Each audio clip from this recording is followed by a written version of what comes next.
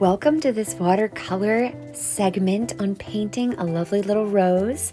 Here we're going through my different materials, the Micron Sakura pens that are waterproof ink. I've got my round Princeton brush, and we've got our Sakura Koi different paints. This is carmine red, yellow ochre, white, and we're going to mix those together to make a really lovely blush. And then we're also going to use burnt sienna straight out of the tube. They're just such lovely colors and easy to mix to make really beautiful things. So here's all the paints, and we are going to add water to animate.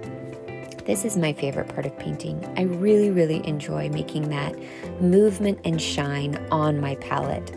I really feel that having a large area to mix your paints together lets you play more, and it invites you to create some incredible colors from these beautiful pigments. So here I'm just testing. Am I close to the blush color I want? This is where I kind of make my adjustments. All that magic happens on the palette first. Do you see how I just wasn't quite pink enough, so I just went ahead and added a bit more carmine. Now that our mix is ready, we can check out our paper. I have a bunch of different Hanmüll options. This I'm going with their nice Harmony paper out of the little notebook. I've cut it out and I've measured it to be a little bit smaller because we're going to make a card. I love being able to give cards. Here I'm showing you that you want to always make sure that your texture, your more heavily textured side, is on the outside, okay? And we're all set up to draw, but first I wanted to get some inspiration. I have a really lovely garden, and I have friends that have really lovely gardens. So I would encourage you to go outside.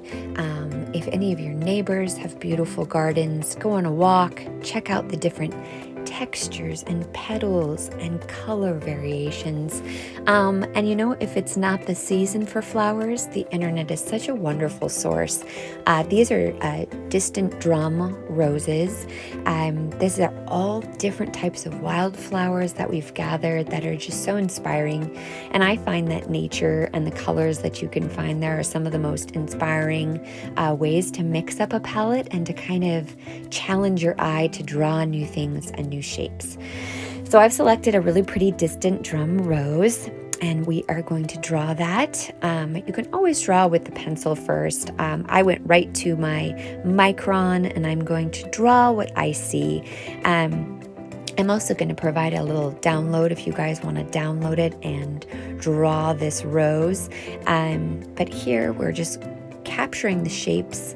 When you draw, it's actually a combination of C and S shapes. So if you can write those letters in the alphabet, you're already one step closer to being able to draw your own flowers. It's nice to be able to have your own little flower to draw, and now we are going to paint it.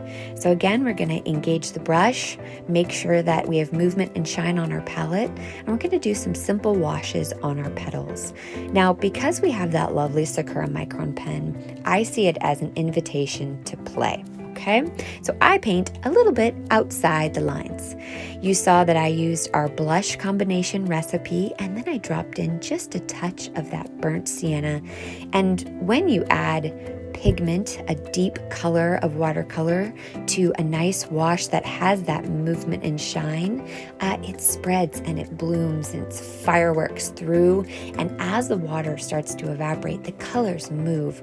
So what you learn with watercolors, really wherever you put water on your paper and then you drop in color like I'm doing, the color will slowly spread and move throughout that little boundary that you created with your water. And when you do this, the paint slowly moves throughout the whole piece. And so as it dries, you get that really lovely high to low contrast effect. So you can see I'm just dropping in more colors. I've added a little bit of the carmine to the blush recipe. I'm just gonna continue to just drop in colors. The key is you want to make the changes while your paint is wet. So once watercolor dries, the only thing you can do is add another layer. So what you want to do is while it's wet, you make all those lovely subtle changes. So your first wash has these pinks and blushes and those lovely little touches of burnt sienna. So here you saw I'm using a dry brush technique. I'm essentially using my paintbrush as a sweep. It's a little brush and I'm drying the bristles, and what it's doing is it's thirsty, right? The brushes are made to absorb water. So I'm using that property and I'm essentially taking out high points in my piece so that there's points of light. I'm going to go ahead and use my paper towel to lightly dab out those pieces too, just so that this is a really nice, lovely, light flowing rose. I'm going to go ahead and add some points of that blush again while it's still wet, right? And here's our burnt sienna. I'm going to make sure there's movement and shine. We're going to make sure that that just moves and has that high to low contrast that is so beautiful for watercolor. All right. Again, we're going to make that thirsty brush sweep. Oftentimes you can use water and this sweeping motion to smooth out any hard lines that you may have developed as it's starting to dry, and you can kind of use your eye to make sure and monitor as you go.